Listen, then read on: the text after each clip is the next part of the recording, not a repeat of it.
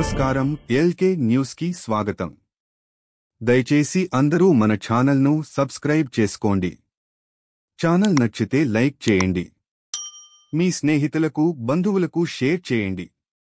ఇక వార్తల్లోకి వెళ్తే అగ్ని ప్రమాద బాధితుల పట్ల లంకిశెట్టి ఫ్రెండ్స్ సర్కిల్ ఔదార్యం ప్రదర్శించింది.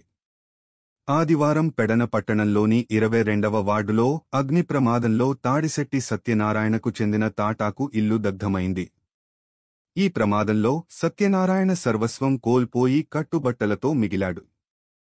సమాచారం అందుకున్న లంకిశెట్టి ఫ్రెండ్స్ సర్కిల్ సత్యనారాయణకు 3000 నగదు, వంట పాత్రలు, బియ్యం, నిత్యావసరాలు అందచేసింది. ఫ్రెండ్స్ సర్కిల్ కన్వీనర్, న్యాయవాది లంకిశెట్టి బాలాజీ, సభ్యులు మాదిరెడ్డి అంజిబాబు, మల్లంపల్లి వీరవెంకట రామాంజనేయులు పాల్గొన్నారు. రాష్ట్ర వ్యాప్తంగా ఇమాం, మౌజన్లకు పెండింగ్లో ఉన్న గౌరవ వేతనాలు విడుదల చేయాలంటూ కలెక్టరేట్ వద్ద సోమవారం ముస్లిం సోదరులు ధర్నా నిర్వహించారు. మహమ్మద్ ఖాసీం ఆధ్వర్యంలో నిర్వహించిన ఈ ధర్నాలో జనవరి 2025 నుంచి సెప్టెంబర్ 2025 వరకు పెండింగ్గా ఉన్న గౌరవ వేతనాలను తక్షణమే విడుదల చేయాలన్నారు. ప్రతి నెల 1వ తేదీన చెల్లించాలని కోరారు.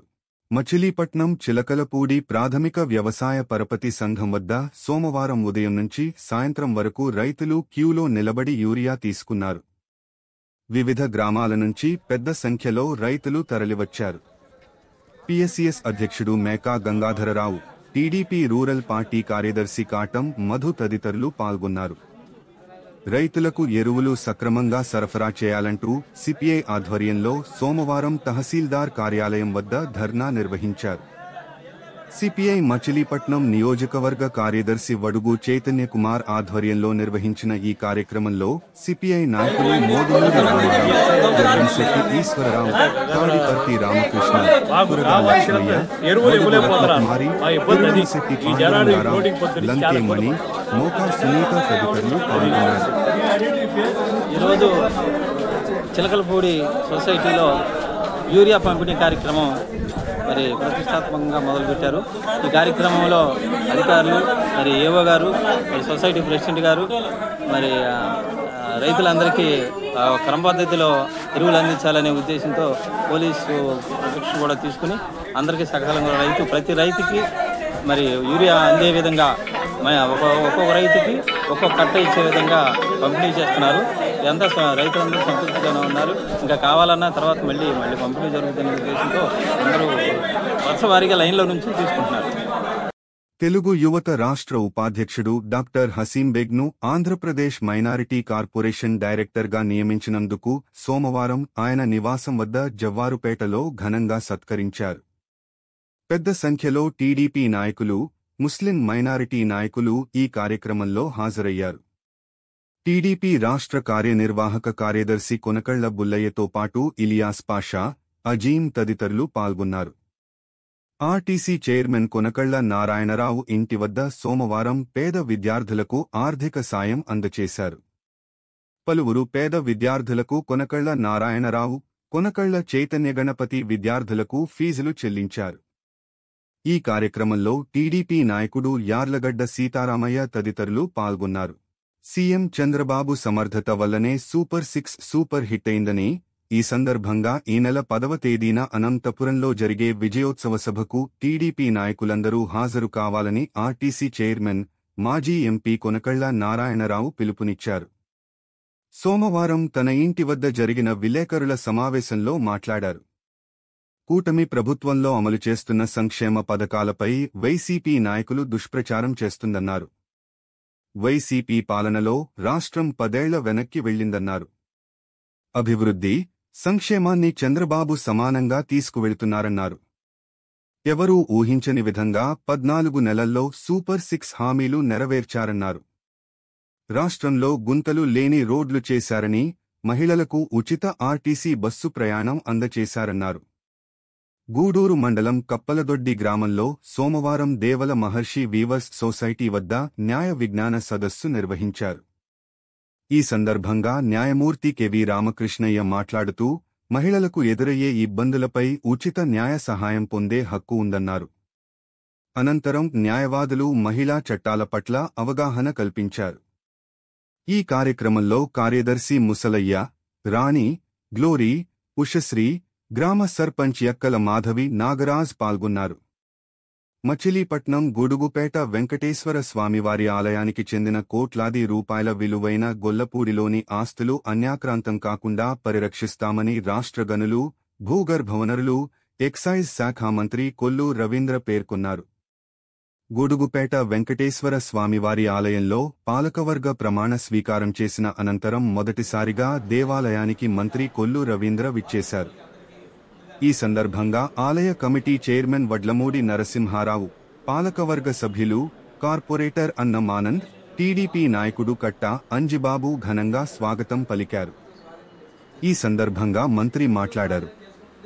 విజయవాడ ఉత్సవం సందర్భంగా మాత్రమే దేవాలయానికి చెందిన గొల్లపూడిలోని భూములను తాత్కాలికంగా తీసుకుంటున్నారన్నారు. ఎండోమెంట్స్ చట్టం ప్రకారం హైకోర్టు ఇటీవల ఇచ్చిన తీర్పు ప్రకారం దేవాలయ భూములను ఏ విధంగానూ ప్రభుత్వం వెంటనే తీసుకునేందుకు అవకాశాలు లేవన్నారు. తన వంతుగా ఎన్టీఆర్ జిల్లా కలెక్టర్, ప్రిన్సిపల్ సెక్రటరీతో మాట్లాడానన్నారు. ఈ కార్యక్రమంలో మున్సిపల్ మాజీ చైర్మన్ మోటమర్రి బాబా ప్రసాద్, సీనియర్ టీడీపీ నాయకులు గొర్రెపాటి గోపీచంద్, ఫణికుమార్, జనసేన నాయకుడు మాదివాడ రాము, బీజేపీ నాయకుడు ధూళిపాడ శ్రీరామచంద్రమూర్తి, ఊకంటి రాంబాబు, నాగబాబు, జొన్నలగడ్డ మాధవి, అభివృద్ధి కమిటీ సభ్యులు తదితరులు పాల్గొన్నారు.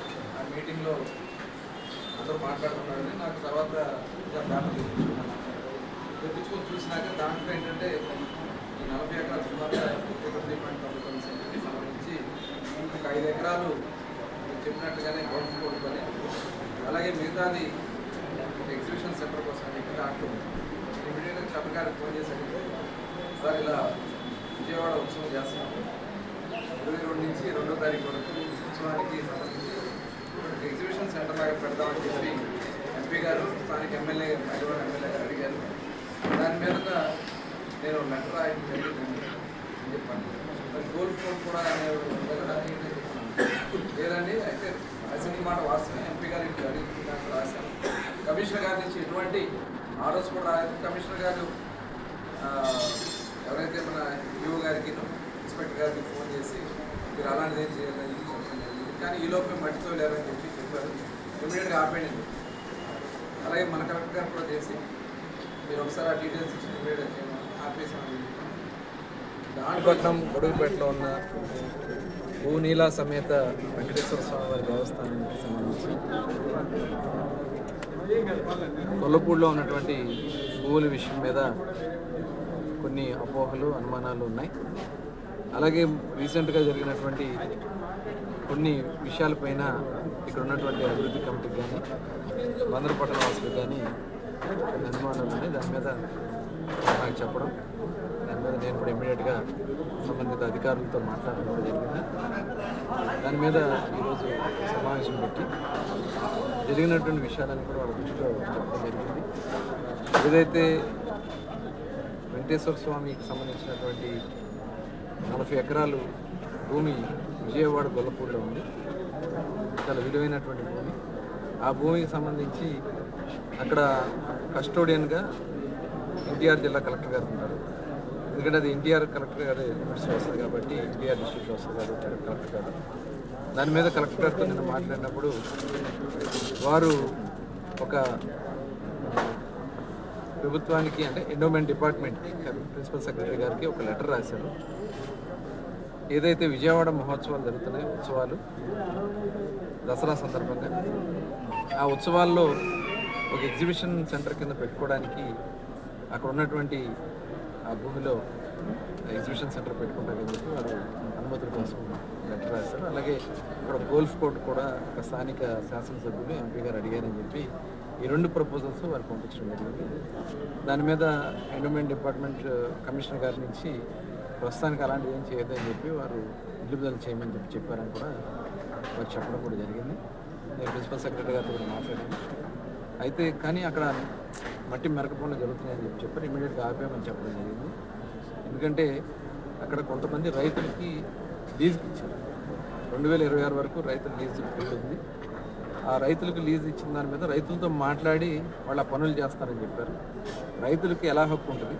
దీనికి ఒక పాలకవర్గం ఉంది, ఈవో ఉంటారు. వీళ్ళందరూ అనుమతులు తీసుకోకుండా అలా చేయడం అనేది కరెక్ట్ కాదు, ఇమీడియట్గా ఆపేసి చెప్పడం జరిగింది. ఇమీడియట్గా పనులు అయితే ఆపేశారు. దాంట్లో వారు రాసినప్పుడు రెవెన్యూ షేర్ కూడా దీనికి ఉంటుందని చెప్పి రాశారు. అయితే గతంలో 2022లో ఈ భూముల్ని కొంతమంది అన్యక్రాంతం చేయడానికి ప్రయత్నాలు చేసినప్పుడు కోర్టుకు వెళ్ళి ఆ రోజు అందరూ కూడా పెద్దలందరూ కూడా ఆపడం జరిగింది. ఇక్కడ ఉన్నటువంటి పరిస్థితుల్లో ఇది ఎట్టి పరిస్థితుల్లో కూడా ఎవరికి ఆక్రమణ కాదు, కానీ ఇమీడియట్గా ఆపేయండి, ఇలా కూడా చేయడానికి వీల్లేదు. ఏదన్నా కూడా మేము నిర్ణయించుకున్న తర్వాతే దేవాలయానికి ఆదాయం వచ్చే మార్గాలు ఉంటే మటుకు దాని గురించి పరిశీలన చేస్తామని చెప్పి చెప్పడం జరిగింది. దాని మీద పెద్దలందరూ కూడా భవిష్యత్ కార్యాచరణ ఏ ప్రపోజల్స్ కోసం పెడతారు, దాని నుంచి దేవాలయానికి ఆదాయం ఎలా వస్తుంది మాత్రం వివరాలు తీసుకుని దాని తర్వాత ముందుకెళ్ళాలని వాళ్ళందరూ కూడా చెప్పడం జరిగింది. దాని ప్రకారమే ఇక్కడ కూడా ముఖ్యమంత్రి చంద్రబాబు నాయుడు గారు కానీ పవన్ కళ్యాణ్ గారు కానీ చెప్పేది ఏంటంటే ఎట్టి పరిస్థితుల్లో కూడా దేవాలయ ఆస్తులు కానీ చర్చిలు కానీ మసీదులు కానీ ఏ ఆస్తులైనా సరే ఎవరైనా సరే అన్యాక్రాంతం చేయడం లేదు. వాటిని ఎలా కాపాడాలో సంరక్షించాలో బాధ్యత తీసుకుని చెప్పడం జరిగింది. డెఫినెట్గా మాకు మన ధర్మాలపైన దేవాలయాలపైన ఈ ప్రభుత్వానికి ఒక చిత్తశుద్ధిని ఖచ్చితంగా దాని ప్రకారం నడుస్తామని చెప్పి తెలియజేస్తూ వెంకటేశ్వర స్వామి ఒడుగుపేట వెంకటేశ్వర స్వామికి సంబంధించినటువంటి దేవాలయ భూముల్లో ఎటువంటి అపోహలు వద్దని కూడా ఈ సందర్భంగా తెలియజేస్తాం. కృష్ణా జిల్లాలో రైతులకు యూరియా నిరంతరంగా సరఫరా చేయడం జరుగుతుందని, రైతులు నిరుత్సాహం పడనవసరం లేదని కృష్ణా జిల్లా కలెక్టర్ డీకే బాలాజీ అన్నారు. కలెక్టరేట్లో సోమవారం జిల్లా కలెక్టర్ విలేకరులతో మాట్లాడారు. యూరియా లభ్యత గురించి అందరికీ కూడా అప్డేట్ ఇవ్వాలి అనే ఉద్దేశంతో ఈ యొక్క ప్రెస్ మీట్ పెట్టడం జరిగింది. యాక్చువల్లీ జిల్లాలో యూరియా సరఫరా నిరంతరాయంగా ఎటువంటి ఇబ్బంది లేకుండా జరుగుతూ ఉంది. యాక్చువల్లీ అంటే ఇప్పుడు ఈరోజు మనకు లాస్ట్ అంటే ఈ సెప్టెంబర్ 1 నుంచి ఇప్పటి వరకు చూస్తే 3180 మెట్రిక్ టన్నుల యూరియా ఆల్రెడీ వచ్చింది. ఈరోజు రాత్రి మనకు 1371 మెట్రిక్ టన్నుల యూరియా రానుంది. మళ్ళీ మాకు ఇంకా 2 రోజుల్లో 1200 మెట్రిక్ టన్నుల యూరియాని కూడా అలాట్ చేయడం జరిగింది. తర్వాత నిన్న మన special chief secretary Rajasekhar sir, agriculture special chief secretary Rajasekhar sir వచ్చి అంతాను క్షేత్రస్థాయిలో పరిశీలన చేసిన పిమ్మట మొత్తం మనకు ఇంకా కూడా అదనంగా 8000 మెట్రిక్ టన్నుల యూరియా కావాలి అని రిక్వైర్ చేస్తే ప్రభుత్వం దానికి ఒప్పుకుంది.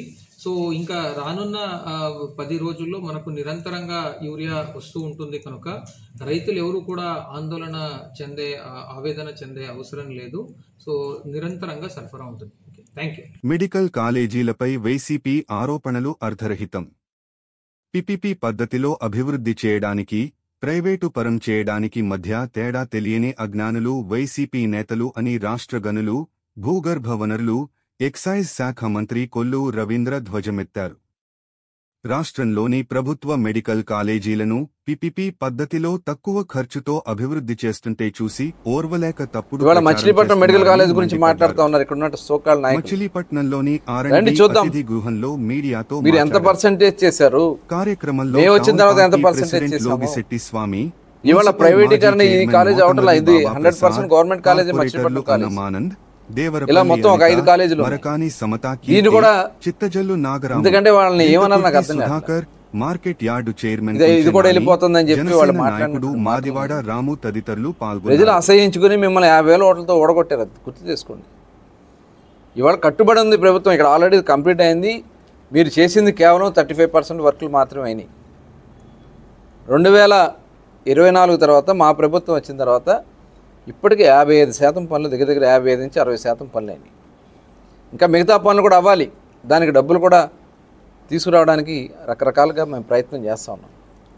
ఆల్రెడీ ఫస్ట్ ఇయర్ క్లాసులు మీరు ఊరు తూతూ మంత్రంగా అక్కడ ఉన్నటువంటి ఏదో బిల్డింగ్లో నడిపితే ఇవాళ పక్కాగా బిల్డింగ్లు కంప్లీట్ చేసి ఫస్ట్ ఇయర్ సెకండ్ ఇయర్ కూడా రన్ చేసాం. ఇప్పుడు థర్డ్ ఇయర్ కూడా స్టార్ట్ కాబోతాం.